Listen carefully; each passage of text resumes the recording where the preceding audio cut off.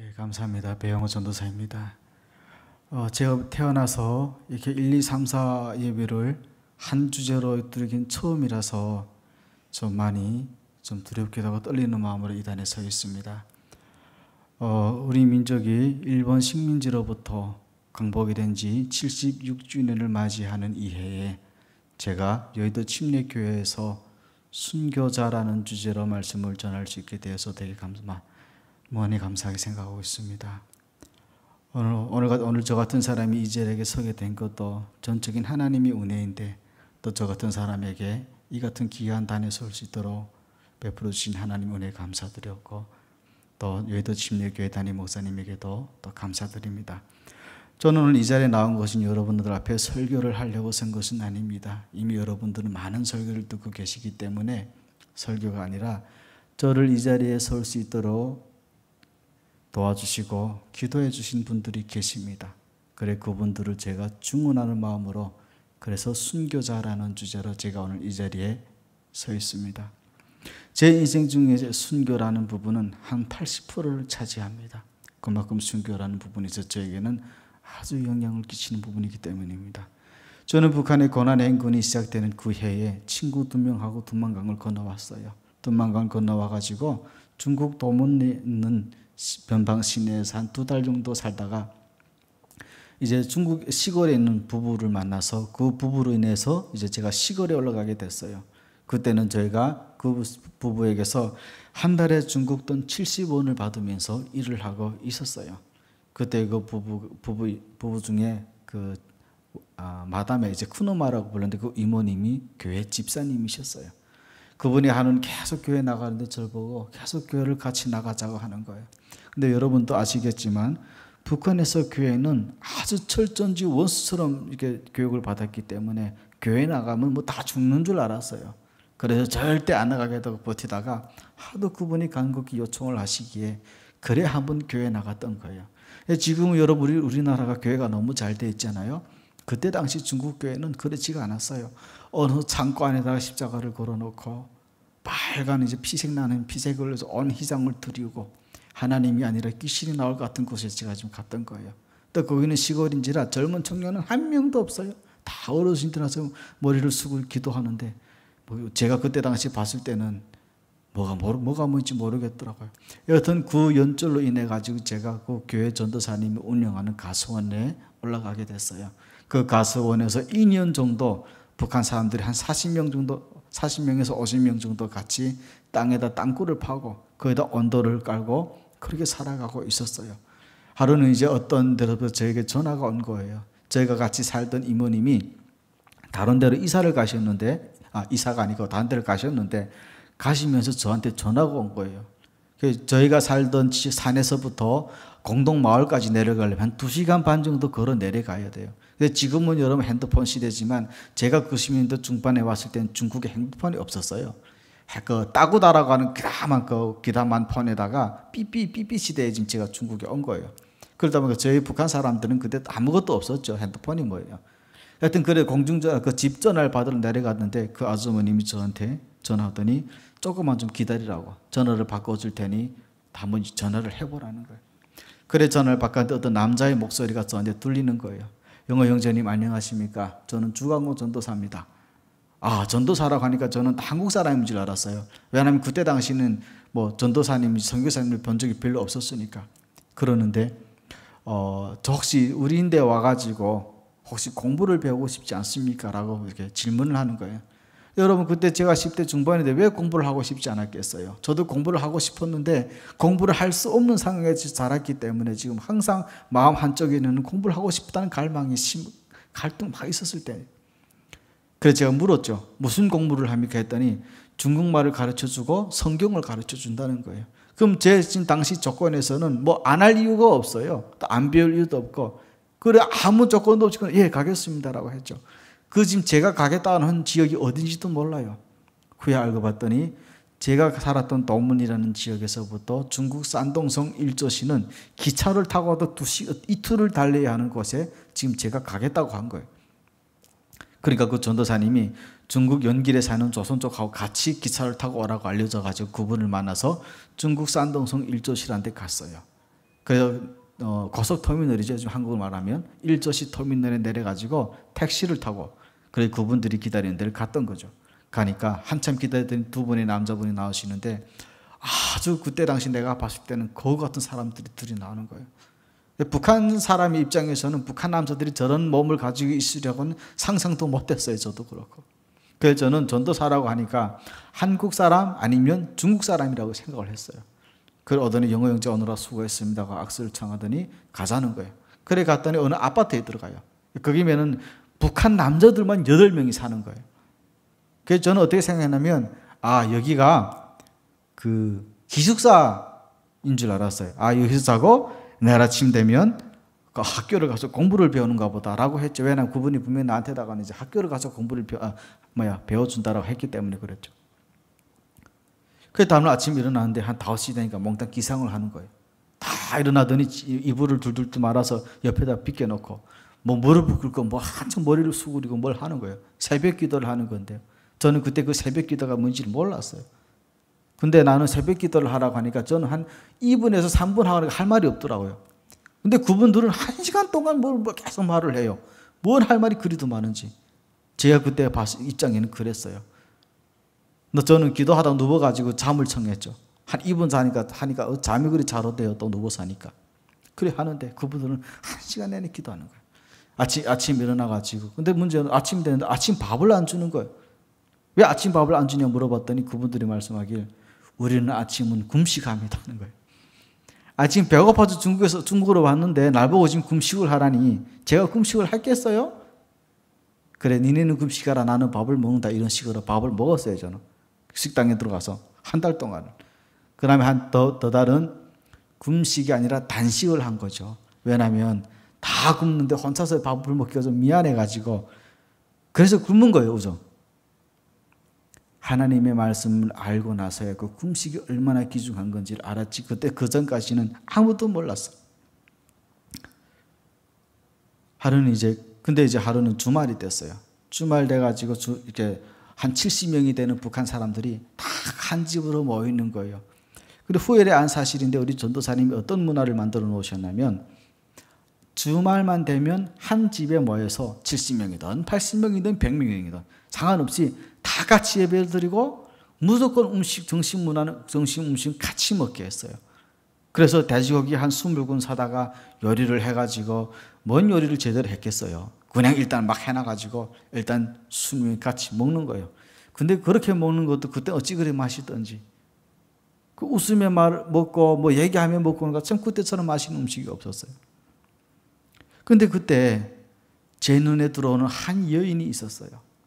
아주 키도 작고 몸도 호리호리한 여인이었는데 항상 예배할 때 보면 저 뒤쪽에 앉아가지고 눈이 막 초롱초롱해서 듣고 기도하고 예배 드리고 있는 모습을 제가 본 거예요. 근데 더 놀라웠던 것은 제가 그 여자의 눈빛을 봤을 때 예상 외의 눈빛이었어요.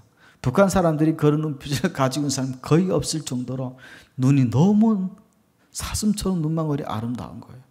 와, 그래 제가 보고 어떻게 저런 눈망울을 가진 사람도 있을까? 북한 사람이었던 제 입장에서는 되게 희귀한 눈빛이었죠.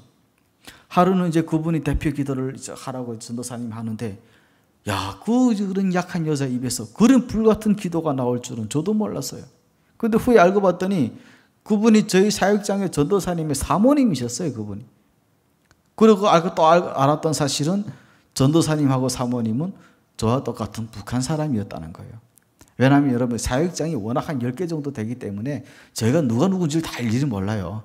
그러다 예배 주말에 한 번 모였다가 헤어지는 거니까 뭐 전도사님하고 사모님 외에는 그렇게 알 필요도 없고 또 알려고도 하지 않았고 그러다 보니 그 후에 제가 알게 된 것은 전도사님하고 사모님은 북한 사람 분이셨구나.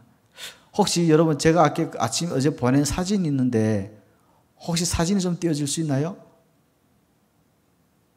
예, 요 분이 우리 주강호 전도사님. 그 다음 사진 또 있죠. 예, 요 두 분이 결혼하던 사진. 요번에 이게 좀 천티나는 결혼식 사진이긴 한데 여러분 옛날 중국에서 사역장에서 두 분이 결혼하셨기 때문에 저리 결혼을 하셨어요. 저 두 분을 제가 지금 오늘 순교자라는 그런 말씀을 드리는 거예요. 그래서 저분이 지금 저 앞에 앉아있던 거예요. 우리 주광호 전도사님, 아까 보던 그 남자분 있잖아요, 여러분. 그 남자분은 주광호 전도사님이셨는데 그분은 북한 특수부대 출신이셨어요. 그래서 항상 공부했을 때 보면 기수 같은 역할을 했던 사람이요. 돌격 앞으로 하고 항상 외쳤던 사람이었고, 항상 그런 사람이 그렇게 당을 위해서 외쳤던 사람이 지금 중국에 와가지고 하나님을 믿고 전도사가 되어 있었던 거고, 저희 사모님은 평성 인류대학을 나오신 분이셨어요. 아주 머리도 비범한 분이셨어요. 그런 분이 중국에 건너와가지고 저희 전도사님 만나서 결혼을 하셨던 거예요. 하루는 사역장에 사건이 하나 발생했어요. 무슨 사건이 발생했냐면 북한 남자들끼리 주먹 다짐으로 싸웠던 거예요.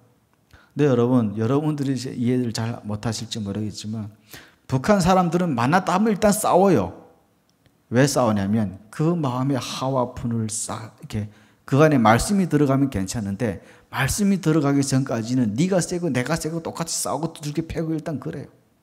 그런데 이제 그 보셨던 그 덩치 크만한 사람이 들어와가지고 무릎을 꿇고 한참 기도하더니 와가지고 이런 말을 하는 거예요.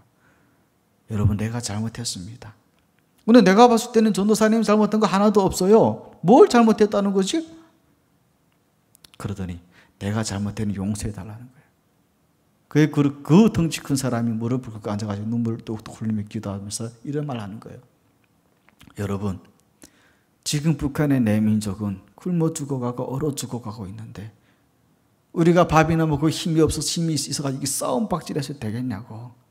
저들을 구원해야 될 사람들 우리인데 저들을 구원해야 되지 않겠냐고. 지금 그것 때문에 여기 와 앉아있는 거 아니냐. 그것이 아니면 여러분 여기 왜 앉아있냐고 막 말하는데 온 사역장 사람을 다 울었어요. 그 말에 누구 하나 변명을 할 수가 없는 거예요. 근데 더 놀라웠던 거는 그렇게 주먹 다짐하던 두 분이 각자 지방으로 들어가서 한 몇 분 기도하다 나와가지고 서로 내가 잘못했다고 화해를 청하는 거예요. 근데 여러분, 이거는 북한 사회에서는 있을 수 없는 일이에요. 북한은 뭐가 아니면 뭐예요. 원수 아니면 친구예요, 그냥.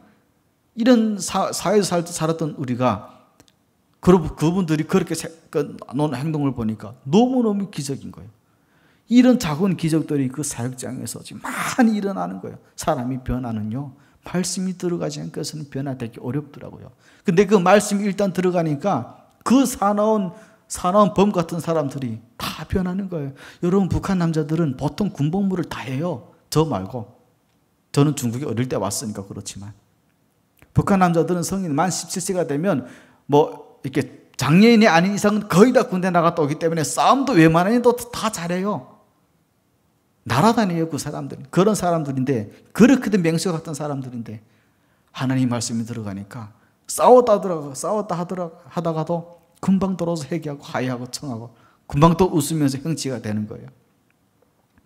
저희 전도사님은 여러분 특별한 신분증이 있는 분도 아니었어요. 저희는 이제 북한 사람이 저희를 운영을 하다 보니까 사육비가 맨날 모자랐어요. 항상 모자라가지고 그냥 밥에다가 김치 된장찌개 먹으면 고작이었는데 고기도 일주일에 한 번씩 먹었어요. 무슨 북한도 아니고. 내가 중국에 살다가 고기를 일주일에 한 번씩 먹기는 또 처음이에요.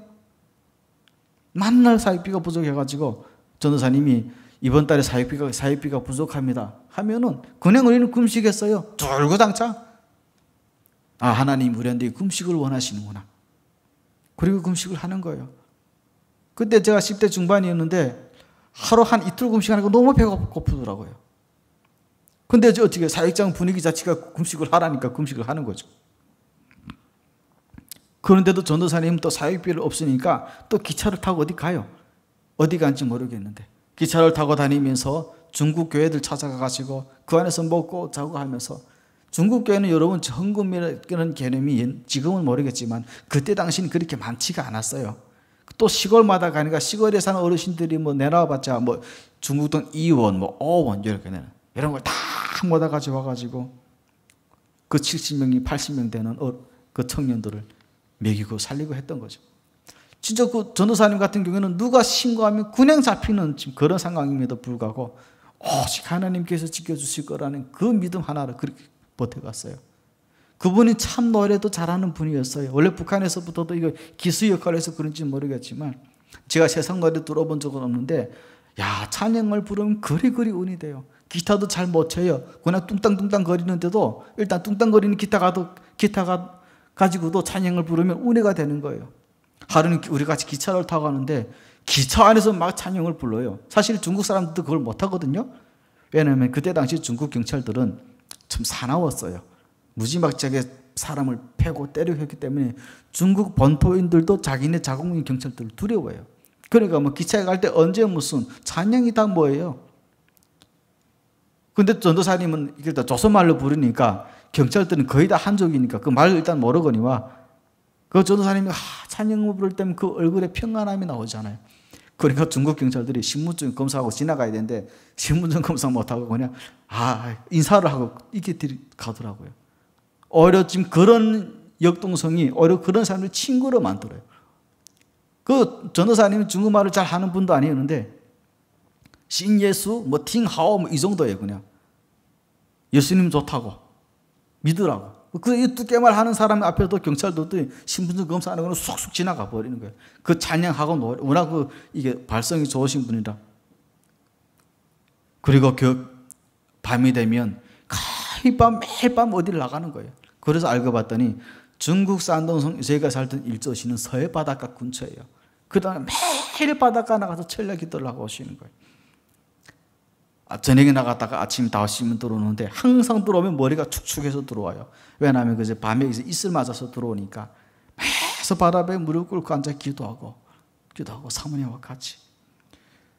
저희 윤법의 사모님은 위로는 오빠가 2분이 계셨어요. 그런데 김일성, 김정일을 반대하는 모임을 주도하다가 체포돼가지고 그 온 집안에 숙청을 당하신 거예요.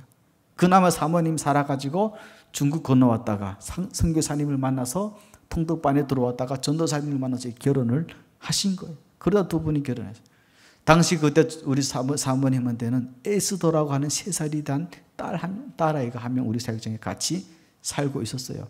내가 봤을 때는 우리 윤법의 사모님은 진짜 똑똑했어요. 그 완전 영재급 재능이 많았어요. 그러던 분이 하나님을 만나고 나니까 어떻게 변하냐면요. 김일성, 김정일을 믿던 사람이 하나님을 받는 거 완전 예수증으로 미쳐버리는 거예요. 오직 믿음, 오직 말씀 이거밖에 없었어요.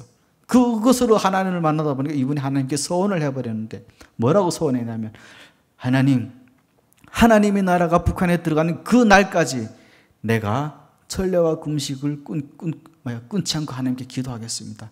사무엘과 똑같은 기도를 했어요. 사무엘이 여러분 그런 기도를 했죠. 내가 너를 위하여 기도하기를 싫은 죄를 결탄코 범하지 않을 것이다. 이런 똑같은 기도를 사모님이 하신 거예요. 아까 우리가 읽었던 여러분 에스더서는 그때 당시 우리도 좋아했지만 참 사모님이 너무너무 사랑하는 말씀이 구절이었어요. 내가 꼭 에스더처럼 살겠다고, 꼭 에스더처럼 내 민족을 위해 살겠다고 외치던 분이셨어요. 하루에 한 끼를 드셨어요. 그리고 매일 밤 나가서 철야 기도하고 오는데 딱 들어올 때 그 모습을 보면요, 여러분, 그 누구도 흉내낼 수 없는 아름다움이 그분한테 있는 거예요. 비가 와도 나가고 눈이 와도 나가고 폭풍이 불어도 나가고 태풍이 불어도 태풍은 아무 문제가 안 돼요. 기도할 때는. 철야 기도하는 이분에게는 태풍이 아무 문제가 안 되는 거예요. 그분이 그때 사모님 이런 말을 저에게 했어요. 내가 예수 그리스도가 진리인 걸 알길래 그분이 말씀이고 그분만이 북한을 구원할 수 있다는 걸 알기 때문에 나는 내 모든 전 것을 하나님께 올인했다는 거죠. 지금 여러분 저는 가끔 제가 힘들고 어려울 때도 있어요. 저도. 그럴 때마다 저는 항상 저희 뒤를 돌아봐요. 그러면서 그분들 항상 생각을 해요. 제 이 성경책 말고 제 다른 성경책이 있는데 저의 성경책에 사진이 딱 2개의 사진이 있는데 여러분들 아까 봤던 사진이 저한테 있는 사진이에요. 어렵게 내가 대한민국 와서 구해냈어요. 그 사진을 보고 나는 내 신앙을 돌이켜보며 그래서 이 험한 세상을 타게 나가는 거예요. 특히 사모님은 저한테다가 많은 시간을 할애해 주셨어요. 왜 그러냐면 제가 당시 사역장에 나이가 2번째로 작은 아이였어요. 그리고 항상 망가지 같은 애였어요. 제가 이 목줄을 매지 않으면 언제든지 뛰쳐나가서 어디로 막 헤어나갈 수 있는 애였어요. 그러니 사모님 입장에서는 저를 얼마나 이게 다듬었겠어요. 계속 사역장에 오면 영호 형제를 위해 기도할게. 항상 갔다 오면 계속 기도해주고, 항상 성경을 앞에다 놓고 말씀해주고, 물론 뭐 그 말이 다 제가 이해했다는 건 아니지만 해도 항상 저한테도 사랑을 줬어요.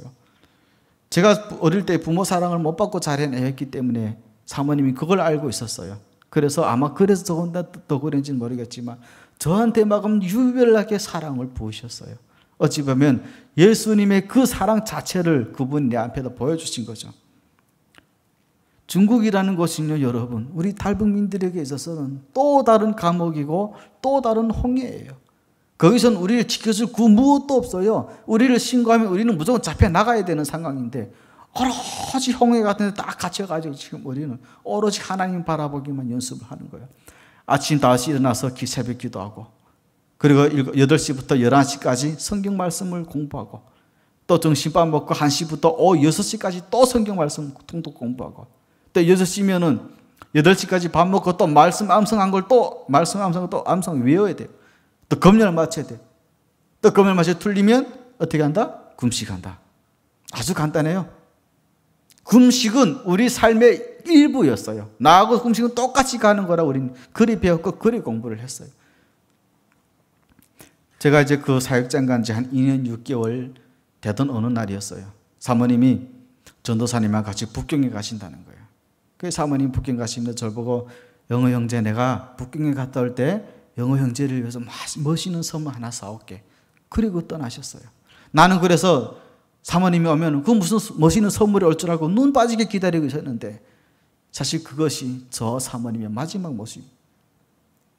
갔던 사모님이 이제 호텔에 가서 집회를 하고 호텔 들어가서 치시는데, 사모님이 서원을 하셨던 분이라고 했잖아요. 호텔 밑에 공원에 가가지고 전략이들 둘이다가 중국 경찰에 체포가 되신 거예요. 그래서 저런 뚱뚱한 전도사님이 전화 와가지고 사모님이 체포됐으니까 빨리 좀 금식 기도를 좀 해달라고. 온 사역장이 3일 동안 곡기를 끊고 바닷가에 나가서 막 눈물을 기도했어요. 근데 은한 것은 나도 그렇고 다 모든 사람들이 하나같이 한 말이 뭐였냐면, 사모님은 돌아오지 않는다. 왜 그랬냐면 사모님이 기도가 그랬기 때문이에요. 하나님, 에스더처럼 내 민족을 위하여 죽으라면 내가 죽겠으니 저 북한 땅에 있는 내 민족만 하나님 구원하여 주시옵소서가 사모님이 기도였어요. 그런 분이 잡혔으니 그런 분 앞에 우리가 무슨 말을 할 수가 있었겠어요.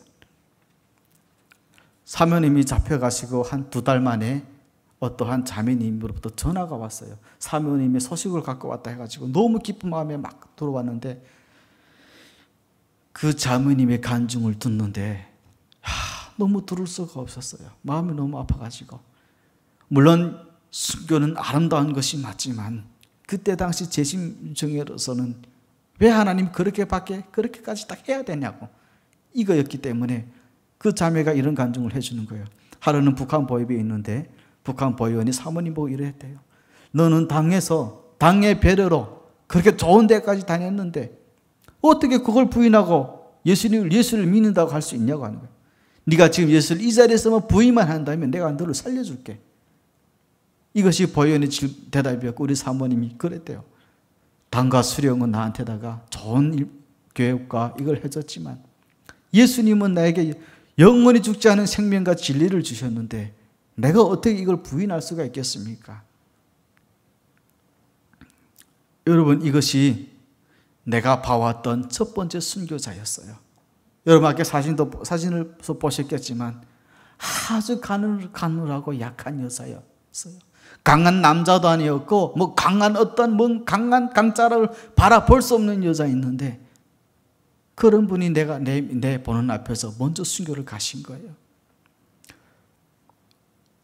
여러분, 북한에는 이런 말이 있어요. 한국에도 이런 말이 있는지 모르겠지만, 여자는 약하지만 엄마는 강하다라는 말이 있어요.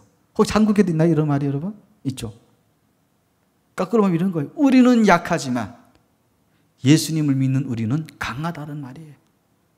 그 삶을 그대로 보여주신 것이 우리 윤법의 사모님이셨어요. 내가 제일 안타까웠던 것은 그분이 그 길을 가는데 3살 된 딸을 지금 우리한테 두고 가셨단 말이에요. 그때 그분의 심정이 어땠을까? 물론 나와 같은 생각은 아니었을 거예요, 그분이. 그런데 그분은 그 십자가의 고난의 길을, 그 십자가의 순교의 길을 무덤덤하게 받아가신 거예요. 여튼 그 사모님이 잡혀가신 이후 6개월 정도 있다가 저희 사역장도 역시 중국 바닷가에서 기도하다가 체포가 됐어요. 저하고 아까 보셨던 주강호 전도사님하고 자매님 3명하고 같이 지금 바닷가에서 철야기도 하고 아침 한 5시 반 정도 돼가지고 이제는 끝마치려고 일어나려고 예수님 이름으로 기도합니다 하는데 중국 경찰들이 한 10명 정도가 저희를 확 덮쳐버리더라고요. 꼼짝 말고 손들어 산소포트 뭐 이런 거 중국말로. 근데 웃긴 것은요, 여러분 저하고 전도사님은 상황이 완전히 달라요. 저는 완전 미성년자였고 우리 주강호 전도사님 같은 경우는 북한에 나가기만 하면 정치범 아니면 총살 대상감이었어요. 이런 분의 입장에서 봤을 때는 얼마나 이게 힘들었을 거라고 생각을 했을 건데 야, 하나도 힘들어 안 하는 거예요. 오히려 중국 감옥에 한 3개월 정도 있었는데요. 거기면서 완전 예수로 전도를 하는 거예요. 한쪽 돌려놓고 앉혀놓고. 거기는 이제 타 종교인들이 들어왔었는데 그 사람을 앉혀놓고 너네 그 법률국 믿지 말라고. 법률국은 그게 신이 아니다. 우리 예수만이 신이고 우리 예수만이 길이고 진리이기 때문에 예수만을 믿어야 내가 천국 갈 수 있다고 말하는데 그 뚝게 말도 안 되는 중국말을 하는데 또 그 사람들 받아들이기를 왜 그렇게 잘 받아들이는지요. 와, 기적이었어요, 이거는. 오히려 어제 하였으면 그 중국 분들이 나가면서 우리 전도사님 보고 뭐라고 했냐면 니 다시 북한 갔다가 꼭 다시 오면 우리 집에 오라. 우리 집에 오라. 하고 전화번호까지 막 전도사님한테 주는 거예요. 3개월 동안 있으면서 일단 우리 감방에 들어오는 모든 사람 우리 밥이 됐던 거예요, 결국. 그 주강호 전도사님 하는 말이 있는데요. 저거 쟤네 우리 밥이야. 저 우리 하나님이 우리한테 전도시키라고 보내준 밥이라고. 이렇게 그냥 밀고 들어가는데 야, 그 힘은 진짜 막아낼 수가 없었어요. 그 누구도. 3개월 돼가지고 전도사님하고 제가 남자다 보니까 같이 수갑을 채우고 그 중국 대련에서 연태까지 배를 타고 이동을 했었는데요. 그때 전도사님이 나한테 이런 말을 해주더라고요. 지금까지 내가 살아오면서 제일 잘한 것은 예수님을 만난 거. 제일 잘한 것은 하나님이 나를 만나주신 거. 중국이라는 그 홍해 같은 감옥에 있으면서 내가 7, 80명이나 되는 북한 사람들을 거느릴 수 있었던 것은 이것은 전적인 하나님 은혜라는 거예요. 내가 그 하나님 은혜가 아니고서는 어떻게 이런 일을 해낼 수가 있는가. 날 보고 마지막 말씀 유언 같은 말이었어요. 영어야, 영어 형제. 이제 꼭 풀려나면 절대적인 하나님 의지하고 믿어라. 그분만이 진리고 길이기 때문에 나와 함께 했던 것처럼 꼭 성경 말씀 보는데 게을리하지 말고 기도하는데 게을리하지 말고 나와 함께 했던 것처럼 항상 최선을 다해라. 내가 제일 걱정되는 거는 내가 아니라 지금 여기에 남아있는 사람들이 제일 걱정이 된다. 지금 본인이 지금 죽음으로 가는 건 본인인데 지금 그런 말을 하는 거예요. 우리 보고. 내가 영어 형제를 위해 기도할게. 내가 그들을 위해 기도할게. 야, 그 말을 듣는데 여러분, 제가 이 말을 지금까지 오픈하는데 20년이 걸렸어요. 제 의대 10대고 지금 제가 40살이거든요. 쉽지가 않았어요. 저한테는 큰 마음의 아픔이었기 때문에. 그런 말을 하는 분이 그렇게 또 해맑게 웃으며 갈 수가 있었겠어요, 저는 항상 순교자라고 하게 되면 약간 좀 다른 마인드를 가지고 있었는데 우리 윤법의 사모님 보고 우리 주강호 전도사님 보니까 순교길을 너무너무 당당하게 웃으며 걸어가는 거예요. 여러분, 나는 오늘 왜 여러분들한테 내 아픔이 늘었던 이 말을 해야 되는지 저도 잘 모르겠어요. 제가 이 교회에 올 때, 여대 침례교회 올 때 하나님께 기도를 했어요. 하나님, 내가 이제 가서 무슨 말씀을 전해야 합니까? 제가 그렇다고 목사도 아니고 뭐 언어를 가지고 특이한 언어를 가지고 태어난 사람도 아니고 평범한 장신대 신학생 1학년인데 내가 가서 무슨 말씀을 전해야 됩니까? 했을 때 하나님 저에게 주신 말씀은 딱 2글자였어요. 가서 전해라. 순교. 여러분, 내가 오늘 순교라는 말씀을 전하는 것은 여러분들에게 위축되라고 말씀을 전하는 것이 아니에요. 절대 그런 것은 아닙니다. 우리는 지금 여러분 코로나로 인해서 너무너무 많이 위축이 되어 가고 있어요. 이런 재난이 앞으로 우리에게 올 것이라고 우리가 예견을 하고 있었는데, 예견을 하셨음에도 불구하고 우리는 너무나도 하나님 많은 것들을 지금 세상에 내어주고 있어요. 여러분 두려우실 겁니다. 코로나라는 것이 저도 두려워요. 그러나 여러분 놀라지 마세요. 앞으로 이보다 더한 재난이 우리를 덮칠 거예요. 지금부터 두려워해가지고 앞으로 올 재난을 무엇을 우리가 감당을 하시려고 그럽니까? 여러분 미세먼지와 코로나는 일시적인 거예요. 그리고 이거는 재난의 시작이에요. 예수님께서 뭐라고 하셨죠? 마태복음 24장 3절 이하로 보면 예수님께서 기근과 기근, 지진과 지진, 나라가 대적할 것이다 라고 이미 2000년 전에 오늘날에 말씀을 해주셨는데, 우리는 이 작은 재난 앞에 하염없이 꼬꾸라지더라고요. 분명히 예수님께서는 마지막 때에 알곡과 쭉종이는 분명히 걷어내시겠다고 말씀해 주셨는데, 우리는 지금 무슨 신앙을 하고 있는 걸까요? 여러분과 저의 신앙은 과연 하나님 앞에 안전하다고 할 수 있습니까? 여러분, 저는 여러분들 앞에 말씀드리고 싶은 것은 여러분들의 신앙을 자주 검토하시길 부탁드립니다. 그러지 아니하고는 내가 지금 무엇을 하고 있는지도 몰라요. 과연 교회에 와 앉아 있는데 진짜 참 그리스도인으로 살아가는 것이 맞는지, 아니면 자리 지킴하고 싶어 오는 건지 알 수가 없는 거죠. 여러분, 우리의 신앙이 이 작은 재난으로 인해서 반석에 지었던 신앙의 선배님들 앞에 우리가 과연 떳떳할 수 있는가 하는 거죠. 그리고 순교라고 하는 산제사로 이 민족을 위해서 드렸던 선배님들 앞에 우리 순교의 정신은 너무 소홀히 하고 가고 있는 것이 아닌가. 다시 한번 여러분 뒤를 돌아보고 회개하고 무릎 꿇고 나아가는 저와 여러분 되시기를 부탁드립니다. 제가 중국에 있을 때 많이 봐왔던 책들이 많았는데요. 손양원, 이기풍, 이기철, 최건우, 주기철 목사님들의 삶, 그분들의 삶에 대한 걸 너무너무 많이 봐왔어요. 제가 중국에 있을 때. 그러면서 제가 느꼈던 거는 이 나라 대한민국은 그냥 선 것이 아니라는 거였어요.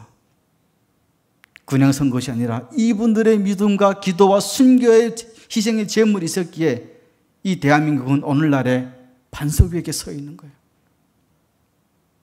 그런데 여러분, 지금 시대는요, 솔직히 말씀드리면 순교자의 말을 하게 되면 저를 되게 이상한 사람으로 쳐다보는 사람들이 많더라고요. 되게 제가 딱 저기 고려에서 살다가 온 사람들처럼 쳐다보면서, 지금 형님 시대가 어느 시대인데 전도사님 아직도 순교소를 하고 있습니까? 저한테는 그 말이 완전 충격이었어요. 제가 한국에 왔을 때 실망한 부분이 하나 있었는데 순교의 부분이었어요. 하루는 제가 중국에 있다가 통독반에 있다가 지금 한국을 왔는데, 제가 한국에 28살에 왔거든요. 왔는데 북한을 위해서 많은 일들을 하신 분들은 제가 인정을 해요. 그걸 안 했다는 것이 아닌데, 그분들이 와서 보니까 그분들의 삶은 너무 윤택하고 반짝반짝 빛나는 거예요. 그런데 정작 본인인 우리 북한 사람들은 그리스도의 십자가를 지고 아무런 이름도 없고 빛도 없이 그 죽음으로 들어간 사람들은 아무도 기억을 해주지 않는 거예요. 내가 여러분 지금은 기억을 해달라는 소리 아니에요. 그때 당시 내가 그랬다는 거예요. 너무너무 서러워가지고 내가 하나님 앞에 제가 어떤 기도를 드렸냐면, 아니 하나님, 아니 저 사람들은 조그만 사역을 해서 저렇게 잘 사는데, 그러면 우리는 하나님 이름으로 예수 그리스도의 십자가로 죽어간 저 사람들은 어떻게 됩니까? 왜 저 사람에 대한 건 우리나라에 아무것도 없어요? 오히려 갔다 와서 항상 말하면 본인들 사역한 것만 말하지, 진짜 그 십자가를 진 사람들 얘기는 한 사람이 별로 없는 거예요. 너무너무 서러워서 막 하나님께 호소를 했더니 하나님이 그때 제게 들려준 음성은, 영호야 너무 슬퍼하지 마. 뭐가 그리 걱정이냐? 내가 기억을 하고 있어. 내가 그들을 내 품으로 두리고 있는데 뭐가 그렇게 슬프냐 하는 거예요. 제가 그 말을 듣고 하나님 제가 잘못했습니다. 그 이후부터 저는 절대 순교소를 안 했어요. 그 순교소를 안 했는 것이 아니라 그 순교를 하신 분들을 위해서 가슴 아파하지 않았어요. 여러분, 순교는 하나님의 절대적인 은혜예요. 하나님의 절대적인 은혜와 섭리가 아니고서는 순교는 이루어지지 않는다는 것이 내가 봐왔던 신앙이었어요. 우리는 지금 여러분 코로나 시대를 맞이하면서 너무나도 많은 것들을 세상에 내어주고 있어요. 여러분 제가 주지 말란 소리 아니에요. 여러분 줄 거 다 주세요. 돈도 달라면 돈도 주고 집도 달라면 집도 주고 다 주세요. 그런데 여러분 타협하지 말아야 할 분명한 한 가지는 있어요. 예배. 여러분 나에게 있어서는 예배는 하나님과 나와의 약속이에요. 하나님과 나와의 성만찬 같은 건데 우리는 예배를 아무로 그냥 평상생활을 느끼는 일상생활의 하나로만 생각하고 있는 것 같아요. 대한민국 교회가 내가 그걸 보고 너무너무 싫어. 저는 여러분 코로나가 터져가지고 이때까지 한 번도 예배를 쉬어본 적이 없어요. 오히려 나보고 예배 나오지 말라면 제가 다른 데 가가지고 차를 끌고 다른 교회 가가지고 가다가 찬송가 소리가 들리면 차를 세워놓고 들어갔어요 그냥. 근데 우리는 여러분 너무나도 이렇게 글쎄요 마음이 착해서 그런 건가? 아니면은 이게 사회가 너무 풍요로워서 그런 건가요? 예배를 내주는데 아무 거리낌이 없어요. 아무 지각도 못 받더라고요. 아니 여러분 생각해 보세요. 예배는 하나님과 나와의 교통인데 그 예배를 빼고 다시 무슨 힘으로 이 세상을 지금 살아가려고 하시는 건가요? 예배를 통해서 우리가 하나님 말씀을 듣고 예배를 통해서 하나님을 배우고 예배를 통해서 우리가 서로를 교제하면서 하나님의 그 참된 그리스도인답게 살아가는데 예배를 지금 빼놓고 소리는 지금 뭘 하려고 우리가 예배에 이렇게 소홀한지 나는 잘 모르겠어요. 그것이 우리의 힘인데 한 주의 말씀을 받아서 그 한 주를 그 말씀으로 열심히 살아가는 건 우리 그리스도인인데 그것마저도 우리한테 못 드리게 하는데 그것마저도 우리는 아무 지각 없어 그럼 그런가 보다 하고 살아가고 있어요. 내 입장에서는 여러분 제가 북한 사람 입장에서는 그 모든 행동과 그 모든 걸 너무 개탄스럽고 화가 나는 거예요. 왜 우리는 포기해야 될 부분을 모르고 왜 포기하지 말아야 그 포기하고 사는지 모르겠다는 거예요. 여러분들은 저보다 더 똑똑하잖아요. 저는 여러분 9살부터 집을 나왔어요. 웃기죠? 9살부터 기차를 타고 다니면서 전국으로 소매치기로 살았어요. 그렇게 안 보이시는지도 모르겠네요. 제가 지금 많이 변했으니까. 여러분 제가 유별난 도둑놈이었어요. 그래 여러분들 주머니를 조심하라는 소리는 절대 아닙니다. 네. 그런 나도 여러분들은 예수님을 몇 번 부인해 보셨어요? 솔직하게 좀 더 솔직하게 들어가 볼까요? 여러분들은 예수님을 몇 번 부인해 보셨어요? 베드로처럼 3번? 아니요 여러분. 저는 100번 수천 번을 예수님을 부인했던 사람이에요. 단지 말만 안 했을 뿐이지만 속으로 배반하고 배신하고 어디 이런 하나님이 다 있어 이러면서 그런 나도 이런 쓰레기같이 살던 나도 오늘날 하나님이 저를 이 자리에 세워주시는데 여러분들이야 얼마나 많은 하나님의 은혜를 받고 살았나 말이에요. 얼마나 많은 하나님의 은혜를 누리며 살았냐고요. 그런데 미세먼지, 코로나란 이런 것 때문에 이런 작은 재난 때문에 우리는 속절없이 팍팍 꼬꾸라지는데 제 입장에서는 그 가슴이 안 아프겠어요? 저만 그런가요 여러분? 여러분 하나님은 우리를 참새나 병아리처럼 만들어 놓지 않으셨어요. 독수리처럼 큰 날개를 펴고 야생처럼 날아오르도록 만들어 놓으셨는데 우리는 우리 스스로 삐약삐약하는 병아리인 줄 알고 있더라고요. 아주 따뜻한 품속에 안에 잠을 자는 뭘로 알아요? 여러분 절대 아니에요. 우리 하나님은 우리를 강하고 담대한 인간으로 만들어 놓으셨단 말이에요. 거친 파도와 거친 바위를 솟구쳐 오르는 독수리로 만들어 놓으셨는데 우리는 우리의 본성인 야성을 잃어가고 있단 말이에요. 때로는 하나님께서 여러분 우리를 그렇게 강하고 담대하게 만드시려고 삶의 고난과 태풍을 우리에게 허락을 하시는데 여러분 제가 올해 40인데요. 참 제 인생도 그렇게 평탄한 삶은 아니었어요. 10년을 감옥생활했고 예수님을 믿어서 저는 좀 깎을는 게요. 예수님을 믿다가 잡혀서 감옥생활했던 사람이었어요. 그런데 제가 아까 말씀드린 얼마나 예수님을 부인했고 얼마나 예수님을 배반했고 얼마나 예수님께 화를 냈겠어요. 그런데요. 그런 부족한 사람임에도 불구하고 그런 못쓸 인간임에도 불구하고 나의 그 작은 음성마저도 하나님께서는 귀를 기울여 주시더라는 거예요.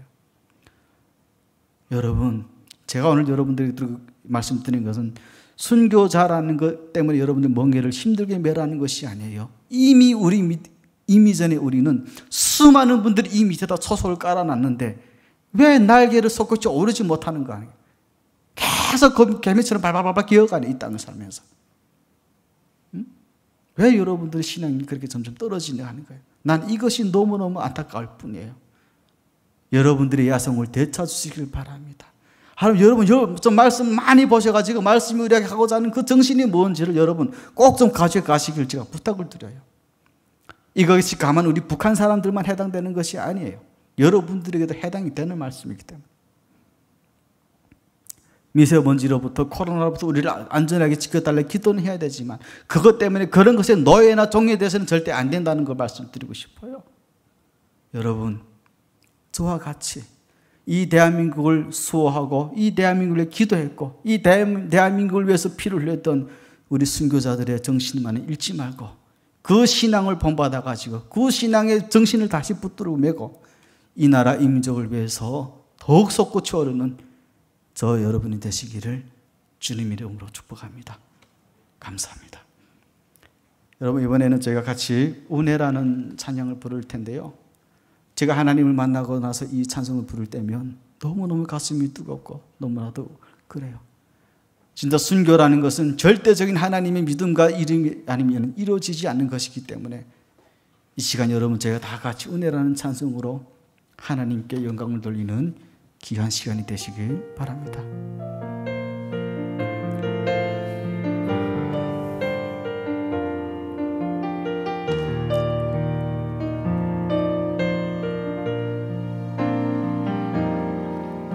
내가 누려왔던 모든 것들이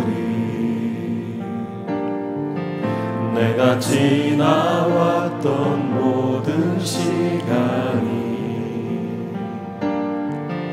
내가 걸어왔던 모든 순간이 당연한 것 아니라 은혜였소. 아침 해가 뜨고 저녁에 노을 봄의 꽃향기와 가을의 열매 변하는 계절의 모든 순간이 당연한 것 아니라 은혜였소. 모든 것이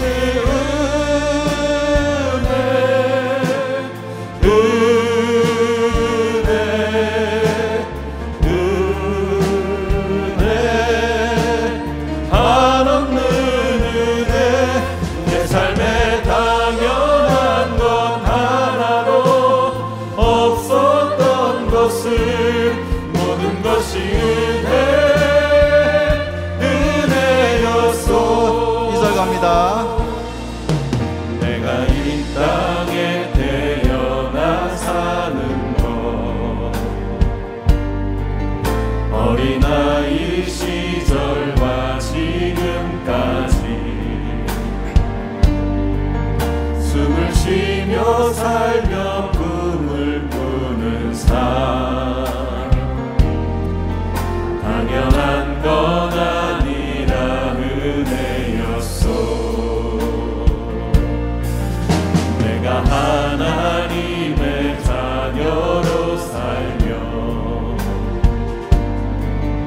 오늘 찬양하고 예배하는 삶 복음을 전할 수 있는 축복이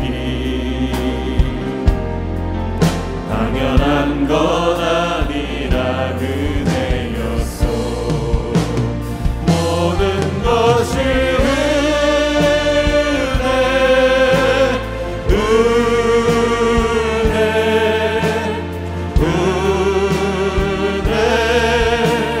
한없는 은혜 내 삶에 당연한 것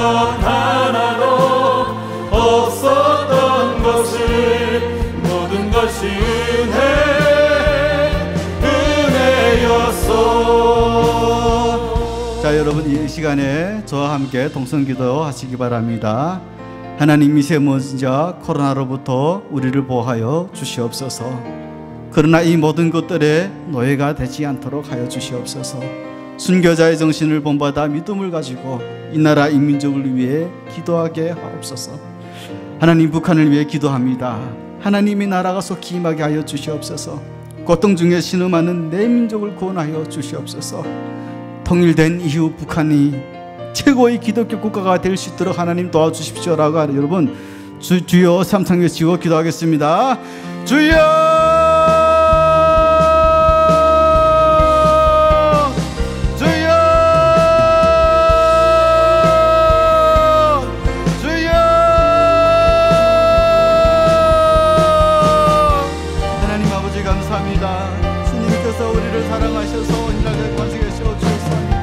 하나님 우리가 사랑하고 우리가 경계 대상을 분명히 알고 넘어갈 수 있는 제가 될 수 있도록 주님 도와주시옵소서. 하나님 이 민족을 주님께 올려드립니다. 하나님 이 민족을 주님께서 받아주시옵고 주님의 거룩한 나라로 거룩한 민족으로 만들어 가시옵소서.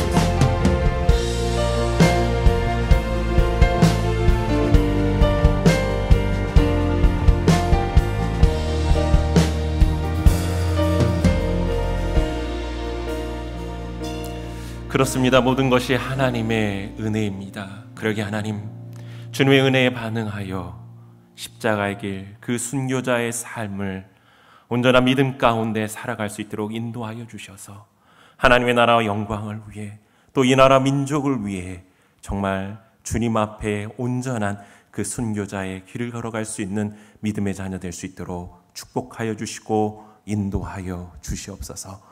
지금은 우리 주 예수 그리스도의 은혜와 하나님의 크신 사랑과 성령님의 내주교통 역사하심이 주님의 은혜에 반응하여 순교자의 삶을 살아가길 소망하는 사랑하는 우리 여의도 침례의 모든 성도들 머리 위에와 그 가정 위에 영원토록 함께 하시기를 예수님의 이름으로 축복하며 기도하옵나이다. 아멘.